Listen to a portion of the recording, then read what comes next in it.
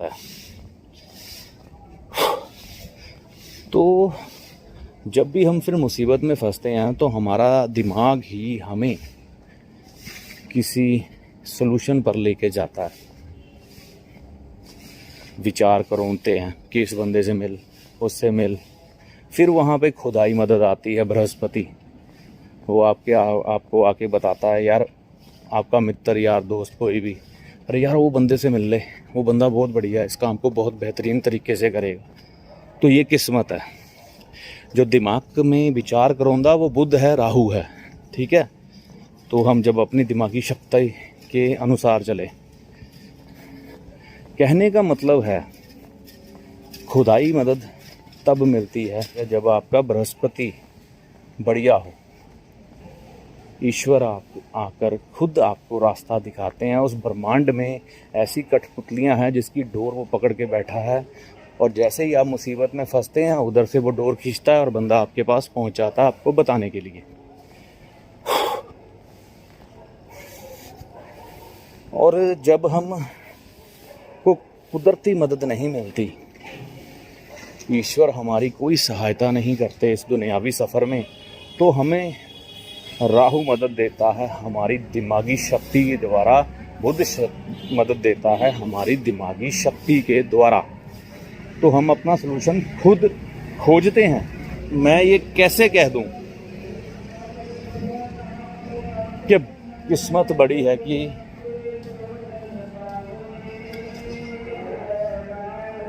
अकल, इस्तेमाल कैसा है वह बड़ी बात है। इस्तेमाल का दृष्टिकोण क्या है।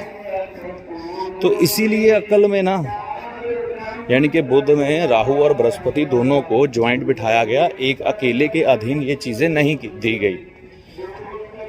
तो जितने बेहतरीन तरीके से आप इन चीज़ों का इस्तेमाल करेंगे, सुख साधनों का, दुनियावी चीज़ों का, अपने इस दुनियावी सफ़र में, इससे निर्धारित होगा कि आपकी अकल बड़ी है कि किस्मत। विज्ञान ने आपको एक कार बना के दे दी, यानी कि दिमाग ने आपको एक कार बना के दे दी, और अब उस कार का इस्तेमाल आप तो यहाँ अपने सही ढंग से, सही तरीके से सफ़र करने में इस्तेमाल कर लें। एक नॉर्मल स्पीड में जाएं, कायदे कानून का पालन करते हुए जाएं, या उस अकल की ये जो इस्तेमाल होगा ना कायदे कानून और ढंग से जाने का, ये बृहस्पति के अधीन होगा। यानी कि बुध में से हमने बृहस्पति को चलाया, या फिर उसी कार को हम उड़ाते हुए लेके जाएं तेजी के साथ। एस्ट्रोनॉट बनने की कोशिश करें, मंगल ग्रह पर जाने की कोशिश करें। हमारी स्पीड इतनी बड़ी हो कि हमें जल्दबाजी हो कि मंगल ग्रह पे पहुंचना है और टाइम बहुत कम है।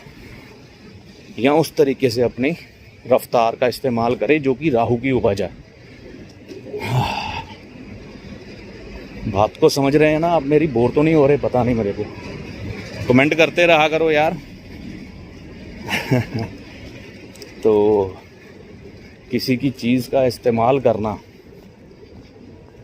मतलब किसी भी चीज़ का इस्तेमाल करना किस ढंग से करना, ये हमें अकल यानी कि बुध में जो राहु और बृहस्पति है वो बताते हैं। और अगर किसी के दोनों इकट्ठे होना अच्छे, तो वो फिर वो ब्रह्मांड पे राज करता है अपना, जो इन दोनों को कंट्रोल कर ले, दोनों को अच्छा कर ले।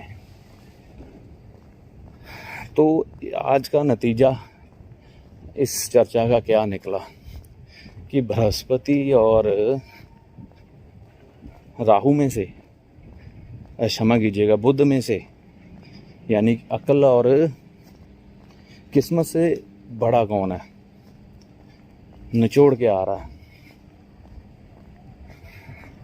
इतनी कथा जो हमने सुनी, निचोड़ भी तो निकलना चाहिए। तो जो समझ में आता है ना, वह ये समझ में आता है कि इन दोनों ग्रहों में से दोनों समांतर ही हैं, कम कोई भी नहीं है।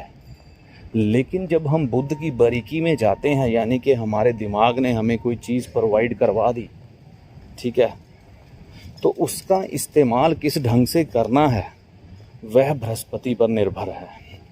यानी कि किस्मत का मतलब सीधा सीधा ईश्वर है, ठीक है ना। किस्मत क्योंकि उनकी के द्वारा हमें कुदरती मदद दी जाती है। हम कभी मुसीबत में फंसते हैं तो कोई बंदा आके हमारी मदद कर देता है, या किसी मददगार शख्स के पास हमें हमारी किस्मत ले जाती है, तो ये खुदाई मदद होती है। तो शक्ति तो ईश्वर की ही बड़ी है। विज्ञान या हमारी खोपड़ी, हमारा बुद्ध हमें नई नई चीज़ें प्रोवाइड कराएगा, लेकिन उसका इस्तेमाल किस ढंग से करना है यह हमें बृहस्पति बताएगा। मान लीजिए अब किसी की किस्मत अगर ख़राब है, ठीक है ना, ज़िंदगी में काम नहीं बनते, रुकावटें बहुत हैं, कष्ट बहुत ज़्यादा आते हैं, तो फिर भी जाके कहीं ना कहीं बुद्ध का इस्तेमाल होता है। तो यही बुद्ध कई बार हमें भटकाव की दुनिया में भटका कर, मैं देखता हूँ कि कई लोग ना धर्म परिवर्तन कर लेते हैं। कई लोग ऐसे लोगों के चक्करों में पड़ जाते हैं, अपनी किस्मत यानी कि सुख सुविधाएं बढ़ाने के लिए 2 नंबर के धंधे, 2 नंबर के काम करने लग पड़ते हैं, गलत आचरण में चले जाते हैं। तो फिर धन जब जीवन में बढ़ता है तो नशेबाजी में चले जाते हैं। तो ज़िंदगी में दूध की रोटी कमानी है कि खून की रोटी कमानी है? जो गुरु नानक देव जी ने हमें शिक्षा दी कि एक रोटी में से खून निकलता है, एक में से दूध निकलता है, तो ये कैसी रोटी खुद खानी है और ख़ुद अपने बच्चों को खिलानी है, ये कहानी सारी वहाँ पर फिर आकर ख़त्म होती है। यानी कि खुदाई मदद बृहस्पति। तो मुसीबत में से भी हमें हमारी अकल यानी कि बुध और राहु निकालते हैं, हमें सलूशन प्रदान करते हैं, हमें हल देते हैं, ठीक है। लेकिन जब हम उस चीज़ का निर्माण कर लेते हैं, अपनी किस्मत को बना लेते हैं, राहु और बुध के द्वारा जब बृहस्पति अच्छा किया जाता है, तो फिर उस चीज़ का इस्तेमाल बृहस्पति अगर अच्छा है तो ठीक ढंग से करेंगे, नहीं तो हमारा विनाश तय है। तो कहने का मतलब यही है सारी कहानी का, जब भी आपकी किस्मत ख़राब हो तो ये बुध और राहु के द्वारा ही बनाई जाती है। और बुध में अगर बृहस्पति अच्छा हो तो आपको धर्म के रास्ते पर चलाकर, सही लोगों से मिलाकर, सही लोगों की बात आपकी समझ में आएगी और सही ढंग से आप अपनी किस्मत का निर्माण करोगे इस बुध के द्वारा, अगर बृहस्पति अच्छा हुआ। यानी कि ठीक है। और यही बुध में अगर राहु खराब हुआ, अच्छे की तो मैं बात नहीं करता, राहु अगर खराब हुआ तो आपको बुरे लोगों की तरफ आकर्षित करेगा, बुरे लोगों से मिलाएगा, बुरे ढंग से आप पैसा कमाओगे, बुरी कमाई आप खुद खाओगे, अपने बच्चों को खिलाओगे, तो फिर बुरी किस्मत का निर्माण आपका होगा। राहु को छलिया माना जाता है, बुध को छलिया माना जाता है। बड़ा सुख देते हैं ये पहले, ठीक है ना, लगता है यार हम ये कार्य कर रहे हैं, बड़ा आनंद है, घर में बड़ी बड़ी गाड़ियाँ, बड़े बड़े मलमल के बिस्तर, आनंद आ गया। लेकिन जब हमारे यही शरीर मेहनत नहीं करते, अपने विवेक का इस्तेमाल नहीं करते, तो आगे जाकर हम देखते हैं कि यही हमारी मलमल की ज़िंदगी हमें कष्टों में धकेल देती है। तो जो बुध और राहु का इस्तेमाल है वह हमेशा कष्ट देता है, और जो बृहस्पति का इस्तेमाल है वह आनंददायी, सुखदायी सफ़र का निर्माण करता है। हाँ, उसमें कष्ट जरूर आते हैं। मान लीजिए शरीर को अच्छा बनाना है तो सुबह के समय सैर करनी पड़ेगी, शरीर को हिलाना पड़ेगा, कष्ट देना पड़ेगा। तो अगर आराम करना है तो बीमारियां तय हैं, बुढ़ापा खराब है, ज़िंदगी खराब है, तो इतनी कमाई, इतनी मेहनत, इतना धन दौलत जो कमाया वो किसी काम के आने वाला नहीं है, ना अपने ना दुनियावी लोगों के। तो निचोड़ इसमें यही है कि बृहस्पति और बुध दोनों ही समांतर हैं। अलग कोई भी नहीं है। बस कहानी आगे जाकर थोड़े बुद्ध के बड़ेपन पर ख़त्म होती है। तो फिर लाल किताब ये कहती है कि जिसका बुद्ध खराब है ना, उसकी ज़िंदगी आज भी झंड है, कल भी झंड है। क्योंकि बुद्ध ने हमेशा आपके सर पे ताज पहनवाना है, चाहे वो बदनामी का हो, चाहे वो शोहरत का हो। तो मेरी नज़र में तो मुझे ये समांतर नज़र आए, लेकिन हमें ज़्यादा इस्तेमाल इसमें से बृहस्पति का करना है, क्योंकि बुध में 2 ग्रहों का जोड़ है, तो बृहस्पति का इस्तेमाल ज़्यादा करना है। तो फिर आपका जो है आखिर में किस्मत की जीत होगी आपके द्वारा, और हम अपना सलूशन खुद ही ढूंढ पाते हैं, लोगों से मिलकर या किसी ज्योतिषी के पास भटकें, जब कोई बीमारी हो किसी डॉक्टर को खोजें, ठीक है ना, नेट पे खोज करने की कोशिश करते हैं, तो ये राहु का इस्तेमाल करते हैं हम। और जब कोई बंदा आके हमें बताता है कि फ़लाँ डॉक्टर बहुत अच्छा है, तो ये बृहस्पति अच्छा है, यानी कि खुदाई मदद आपको मिल रही है। जो भी बंदा आपकी मदद करने आ रहा है ना, तो ये सीधा सीधा इशारा है कि ईश्वर की मदद आपको मिल रही है। हाँ,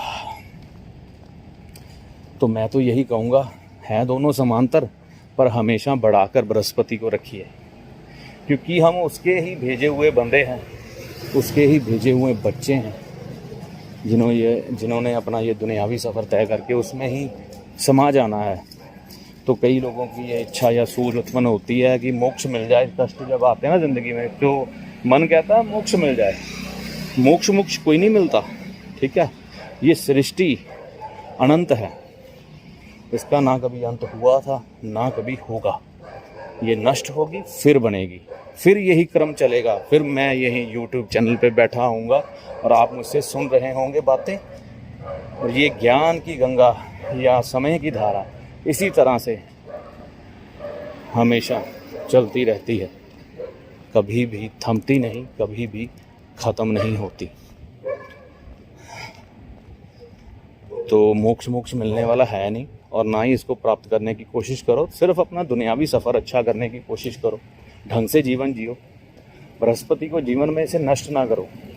बुध भी ज़रूरी है, बृहस्पति भी ज़रूरी है। तो इस समय राहु का प्रभाव चल रहा है, लेकिन बृहस्पति की भी इस समय उत्पत्ति बड़ी ज़ोरों पर है।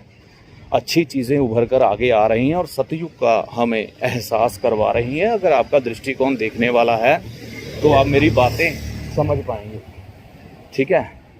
तो जो लड़ाई है ना, सूर्य मंगल नेक बृहस्पति चंद्रमा की, शनि राहु बुध और केतु की, वह इस समय आपको समाज में साक्षात होती हुई नज़र आएगी, जो हमारे धार्मिक ग्रंथों में लिखा हुआ है।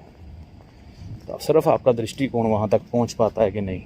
क्योंकि जब भी किसी ने ज्ञान ज़्यादा पाया ना, तो वो चुप हो गया। चुप होना ही पड़ेगा, वो लोग उसकी बात को नहीं समझ पाएंगे, क्योंकि हर का दिमागी दायरा एक सीमित जगह तक निर्धारित है। तो कहने का मतलब, अपनी ज़िंदगी में है ना, राहु को मत बढ़ाओ, बुध को न मत बढ़ाओ, दोनों को समांतर रखो, ठीक है। और जितना आप इसको बढ़ा के रखेंगे ना बृहस्पति को, उतना सुखदायी जीवन होगा और किस्मत भी अच्छे से आपकी कार्य करेगी, ठीक है। बुध अपना कार्य करेगा, बृहस्पति आपको सुख देना शुरू करेगा और ज़िंदगी में कष्टों की अनुभूति कम होगी, आराम ज़्यादा बढ़ जाएगा। क्योंकि जब बृहस्पति अच्छा, जब हम ईश्वर के गुणों के द्वारा ही प्रधान हो गए, ईश्वर के गुणों से भर गए, तो हमारे जीवन में कष्ट अपने आप कम हो जाते हैं, क्योंकि फिर हम शून्य हो जाते हैं। शून्य का मतलब फिर बुध है, ठीक है ना। तो कहने का मतलब है कि दोनों में से बड़ा कोई नहीं है, समांतर हैं, लेकिन ज़्यादा इस्तेमाल हमें बृहस्पति का करना है, जिससे हमारा जीवन आनंददायी सुखदायी बन जाए। तो ये किरणें सुबह की, आकाश नीला हो चुका है, सुबह का समय 6 बजे के करीब होने वाला है। तो ये सफ़र मैं आज यहीं पर समाप्त करने की कोशिश करता हूँ। और फिर किसी दिन मस्ती आई, ढूंढने लगी तो फिर इस चीज़ को आगे बढ़ाने का प्रयास करेंगे। आज ट्रैफिक कुछ ज़्यादा है, जीवन की आपाधापी, बुध की सरगर्मियाँ, राहु की सरगर्मियाँ केतु के समय में, बृहस्पति के समय में जोर पर है। लोग नियमों का तोड़ते हुए, ये देखिए, यानी कि रॉन्ग साइड से ट्रक लेके जा रहे हैं। तो जहाँ कायदा नहीं, जहाँ कानून नहीं, वहाँ राहु का राज होता है, बृहस्पति का वहाँ विनाश होता है। तो बात को मेरी अगर आप समझ गए तो लाइक कर दीजिएगा, चैनल को अच्छा लगे तो सब्सक्राइब कर लीजिएगा। नहीं तो ये सफ़र जारी है, चलता रहेगा, एक जन्म का खेला नहीं है। आते रहेंगे, खेल दिखाते रहेंगे, जाते रहेंगे। ईश्वर के द्वारा प्रेरणा लेकर ये जीवन इसी तरह से चलता रहेगा, क्योंकि रूह को ही समझाना है। एक दूसरे का हमने सफ़र आसान और सुगम बनाना है। तो धन्यवाद। राम जी आपकी भली करें, गुरु की कृपा आप पर बनी रहे। जय माता दी।